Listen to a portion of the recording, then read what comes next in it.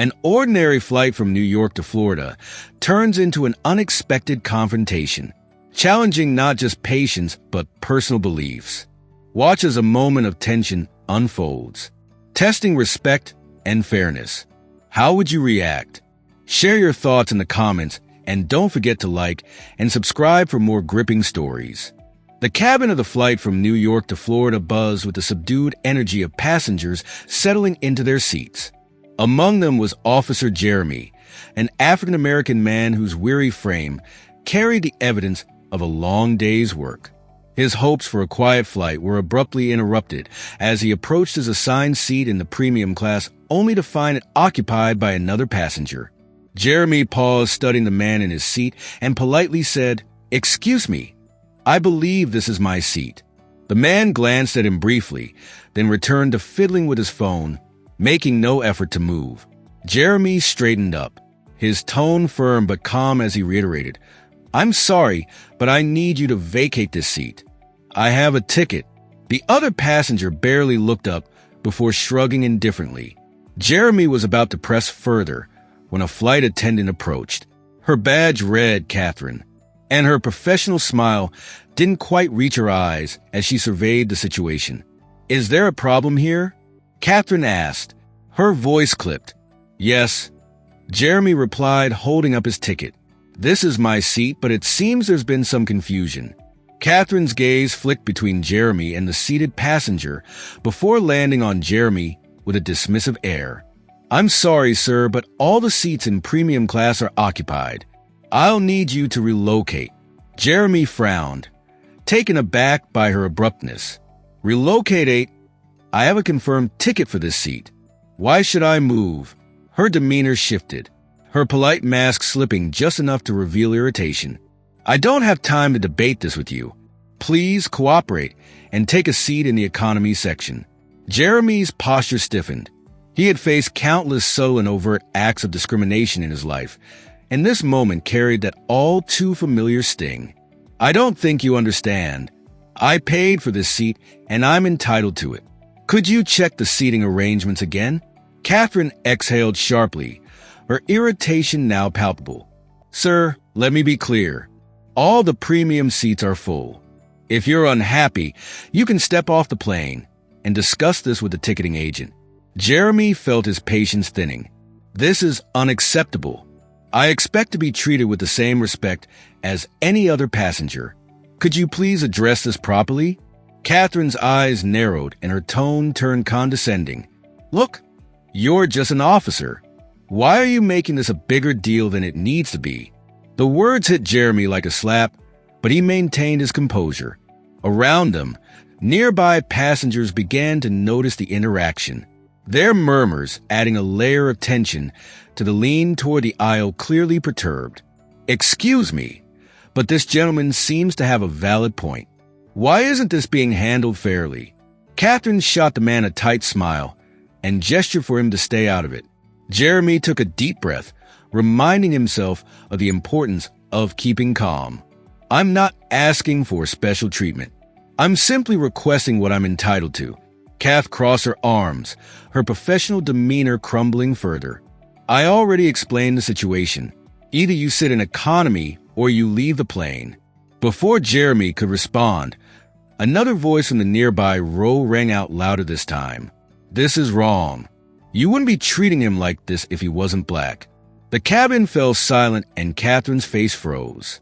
The murmurs of discontent grew louder as more passengers chimed in, voicing their support for Jeremy. A young woman stood up and pointed at Catherine. "This isn't just rude, it's discriminatory. Why are you targeting him?" Catherine's lips tightened and she glanced around the cabin, her authority visibly slipping away. "Everyone, please remain calm. We're handling the matter." "No, you're not another passenger," interjected. "He paid for that seat, and you're trying to humiliate him." Jeremy stood there trying to maintain his composure while the situation escalated. More passengers began recording the incident on their phones, their voices growing louder in support of Jeremy. Catherine's attempts to regain control only seemed to fuel the crowd's anger. "I just want what I paid for," Jeremy said, his voice steady but firm. Catherine's irritation turned to unease as she realized the situation was spiraling out of control. She gestured for Jeremy to follow her toward the crew area, away from the eyes and ears of the other passengers. Reluctantly, Jeremy followed, his heart heavy with frustration. He had hoped for a peaceful flight, but now he was caught in a storm of prejudice and resistance. As they moved of sight, the passengers continued their heated discussions, many expressing outrage over what they had just witnessed. The confrontation had only just begun, but Jeremy knew this was a battle he couldn't afford to back down from. The tension in the cabin grew palpable as Jeremy followed Catherine toward the crew area. The muffled murmurs of the passengers still reached his ears, many expressing their disapproval of how he was being treated. Jeremy, maintaining his composure, turned to Catherine and said firmly, "I have a ticket for that seat, and I expect to be treated fairly. Your behavior in front of the other passengers was unacceptable." Catherine spun around, her irritation now fully on display. "Listen, sir, I'm doing my job. You're the one making the situation more complicated than it needs to be." Jeremy's jaw tightened, but he kept his voice calm. Doing your job doesn't involve disrespecting paying passengers or making discriminatory remarks. This isn't just about me, it's about fairness. Meanwhile, back in the cabin, the passengers weren't letting the issue die down. A young woman who had already voiced her support for Jeremy earlier stood up and addressed the other passengers. "This is completely unacceptable. He's being treated differently because of his race, and we all know it." A middle-aged man nodded and added, "I've flown premium class before, and I've never seen a flight attendant handle a situation like this. This is clearly personal." The murmurs grew louder, and some passengers began demanding to speak to the captain. Others held their phones high, recording the scene, while a few tried to call out to Jeremy, encouraging him not to back down. In the crew area, Catherine seemed to falter under Jeremy's steady gaze. "I don't have to explain myself to you," she snapped. "The situation is what it is. If you have a problem, you can address it with the airline after the flight." Jeremy stepped closer, his tone unwavering. "That's not good enough. You're representing this airline, and your behavior reflects on them. I'm not going to let this slide." Catherine hesitated, clearly realizing that her usual tactics weren't working on him. Her gaze toward the cabin where the voices of the passengers were growing louder. "If you don't like how I'm handling this, you're welcome to leave the plane," she said sharply, though her voice carried an edge of uncertainty. "I'm not going anywhere," Jeremy replied firmly. "I have a right to be here, just like anyone else in that cabin." The tension between them was broken by a loud knock on the door to the crew area. A co-pilot stepped in, his expression serious. "What's going on here?" "The passengers are demanding answers, and the captain wants an explanation." Catherine tried to compose herself. "It's just a misunderstanding. I'm handling it." The co-pilot raised an eyebrow. "Handling it?" Half the cabin is in uproar, and people are recording videos that are probably already online. "This doesn't look like it's being handled." Jeremy took the opportunity to speak. "All I want is to sit in the seat I paid for. This should have been resolved a long time ago." The co-pilot studied both of them before nodding. "Let's get this sorted." Catherine checked his ticket and confirmed the seat assignment. "We need to de-escalate this before it gets worse." Reluctantly, Catherine pulled out her tablet and scanned Jeremy's ticket. Her lips tight as the seat number confirmed what Jeremy had been saying all along. Without a word, she stormed back into the cabin. The murmurs quieted as the passengers watched Catherine approach the man who had taken Jeremy's seat. She exchanged a few terse words with him before the man reluctantly gathered his belongings and moved to the economy section. Jeremy walked back to his seat, the eyes of the passengers following him.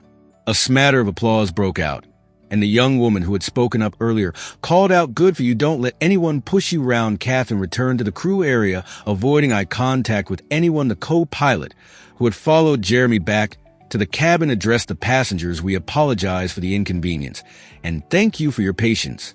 We'll be taking off shortly." As Jeremy settled into his seat, he couldn't help but on the ordeal. The support of the passengers had been heartening, but the blatant disrespect he had faced reminded him of the challenges that still existed. He leaned back and closed his eyes, knowing the incident wasn't truly over yet. The flight landed in Florida with an air of tension that hadn't quite dissipated since the incident. As the passengers disembarked, many cast sympathetic glances at Jeremy, while a few whispered among themselves about the flight attendant's behavior. The viral potential of the videos taken during the flight loomed large, but Jeremy remained focused. He knew this wasn't just about him. It was about ensuring that no one else had to experience what he did. Jeremy was met by a representative from the airline's corporate office who escorted him to a conference room in the terminal. Catherine was already there, seated at a long table with a visibly forced composure. Her earlier arrogance had been replaced with unease, though her still lingered in her posture. Alongside her sat a few senior airline officials, including the head of customer relations and a legal advisor. The head of customer relations opened the meeting. "Officer Jeremy, we deeply regret the events that transpired on your flight. This is not the level of service or respect we strive to provide to our passengers. We've reviewed preliminary reports, and we'd like to hear your account of the incident." Jeremy nodded, his voice steady but firm as he recounted the series of events. Discovering his seat was taken, the dismissive attitude of Catherine, her refusal to resolve the matter appropriately, and the condescending comments she made. He didn't embellish the details, but the clarity in his words left no room for doubt. Catherine shifted uncomfortably in her seat, occasionally glancing at the officials as if seeking their support. When it was her turn to speak, she started defensively. "I didn't mean to disrespect him. There was a misunderstanding with the seating, and I was trying to manage the situation under pressure. Passengers were becoming unruly, and I had to make quick decisions." The head of customer relations raised a hand to interrupt her. "Catherine, we've seen the video footage from the passengers. Your actions and words were not consistent with the level of professionalism we expect. Could you explain why you made comments about his position and question his entitlement to the seat?" Catherine's face flushed and her words faltered. I wasn't trying to be offensive. It's just I've had bad experiences with officers before. It wasn't personal." Jerry's expression remained calm, but his eyes narrowed slightly. Bad experiences don't justify treating someone unfairly. I'm not here to represent everyone in uniform. I'm here as a passenger who deserved the same respect as anyone else in that cabin. Catherine hesitated, and for a moment, it seemed like she might continue her defensive stance. But then her shoulders slumped, and she exhaled deeply. "I need to be honest," she said, her voice quieter now. "A few years ago, I had an encounter with a police officer who used his position to harass me. It was one of the worst experiences of my life, and I guess I haven't fully dealt with it. When I saw you in your uniform, it brought back those feelings, and I let them cloud my judgment. I know that's not an excuse, but it's the truth." The room fell silent. Jeremy studied her for a long moment, his expression unreadable. Finally, he spoke, his tone measured. "I'm sorry you went through that, and I can see how it could leave a lasting impact. But you have to understand that projecting those feelings onto someone else, especially in a professional setting, only perpetuates the cycle of harm. I've spent my dealing with biases against me because of my skin color and my position.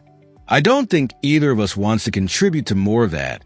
The senior officials exchanged glances, clearly processing the weight of the conversation. After a pause, the head of customer relations turned to Catherine. "Your actions on this flight were not acceptable regardless of the personal struggles you faced. We are placing you on temporary leave during which you'll be required to undergo sensitivity and professional conduct training. This is an opportunity to reflect and grow from this experience." Catherine nodded, tears welling in her eyes. "I understand. Thank you for giving me the chance to improve." As the meeting concluded, Jeremy stood to leave. Catherine looked up at him and said softly, "I'm truly sorry. You didn't deserve that." Jeremy nodded. "Apologies matter, but what matters more is what we do to make things right. I hope this is a turning point for you." Walking out of the room, Jeremy felt a mix of emotions. The confrontation had been exhausting, but it had also brought to light deeper issues that needed addressing. This wasn't just about one flight attendant or one flight. It was about the biases that affected so many aspects of life. As he stepped into the terminal, he reminded himself that the fight for fairness and respect was far from over. But moments like these were steps toward progress.